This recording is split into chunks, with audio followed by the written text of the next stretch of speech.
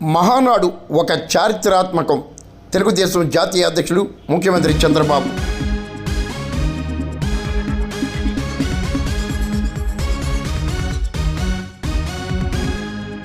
దేవుడి తొలి గడప కడపలో తెలుగుదేశం పార్టీ మహానాడు నిర్వహించడం ఒక చారిత్రాత్మకమని పార్టీ జాతీయ అధ్యక్షులు రాష్ట్ర ముఖ్యమంత్రి నారా చంద్రబాబు అన్నాడు.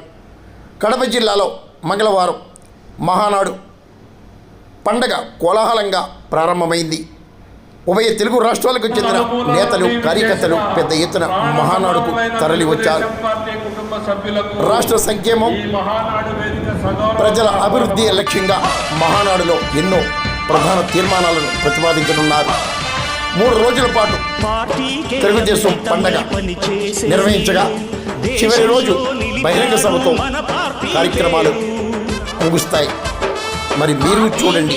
అంకితమై పనిచేసే మీరు దేశంలో నిలిపారు మన పార్టీ పేరు.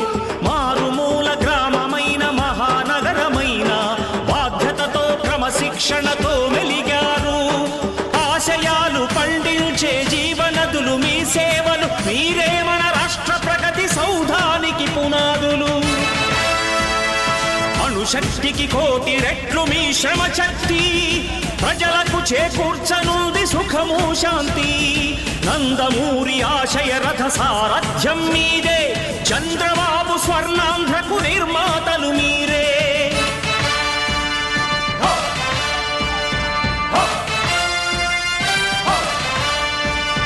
కదలి రండి తెలుగుదేశ కార్యకర్తలారా, త్యాగాలకు వెనుదీయని దేశభక్తులారా.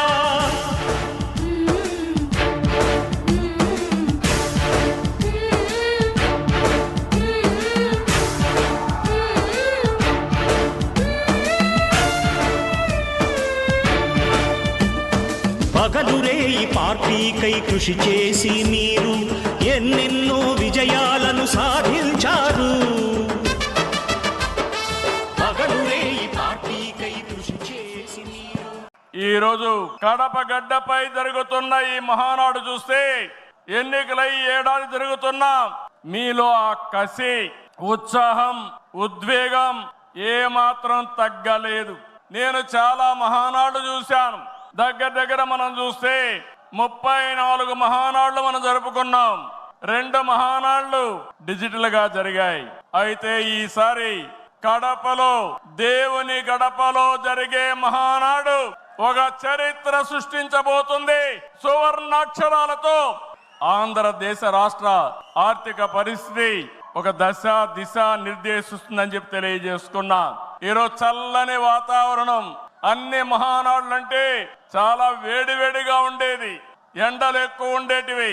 ఒక ప్రశాంతమైన వాతావరణంలో, ఆహ్లాదకరమైన వాతావరణంలో ఈరోజు కడపలో మహానాడు జరుగుతా ఉంది. ఉమ్మడి కడప జిల్లాలో 10 స్థానాలకు గాను 7 స్థానాలు గెలిచాం. మన సత్తా చాటాం. ఈసారి ఇంకొంచెం కష్టపడితే 10కి 10 మనమే స్వీప్ చేస్తాం. రాయలసీమ ప్రజలు అద్భుత చైతన్యంతో ఈసారి ఇచ్చిన తీర్పును గౌరవిస్తూ వారికి ధన్యవాదాలు తెలపడానికి కడపలో మహానాడు పెట్టాలని నిర్ణయించాం. ఈ మహానాడును మీరు చూస్తే బ్రహ్మాండంగా చేసిన నాయకులకు, కార్యకర్తలకు మనస్ఫూర్తిగా అభినందనలు, కృతజ్ఞతలు.